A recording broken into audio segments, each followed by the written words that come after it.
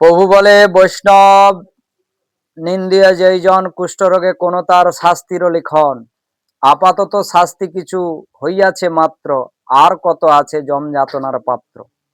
হ্যাঁ, ৮৪ সহস্র যম যাতনা প্রত্যেককে পুনঃ পুনঃ করি ভুঁজে বৈষ্ণব নিন্দুকে।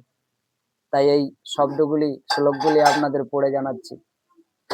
মহাপ্রভু স্বয়ং বলেছে যে বৈষ্ণব নিন্দা যে করে তার প্রথমত কুষ্ঠরোগ হবে, পরে আরো ৮৪ লক্ষ জনিপ্রাপ্ত, আর তার কর্ম, তার থেকে আবার জমদুয়ারে শাস্তি। তাই খুব সাবধান, বৈষ্ণব নিন্দা করবেন না। বিষ্ণু জনাতি বৈষ্ণব, বৈষ্ণবের হৃদয়ে বিষ্ণু বিশ্রাম করছে।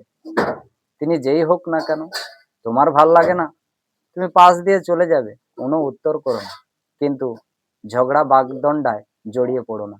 তাতে কি হবে? অভিশাপ প্রাপ্ত হয়ে যাবে। আর একবার বৈষ্ণব নিন্দা যে করে, হরি নাম ভজন সাধন তার কোনোদিন সফল হয় না। তাই সবাই ভালো থাকবেন। জয় নিতাই, জয় গৌর, জয় গুরুদেব।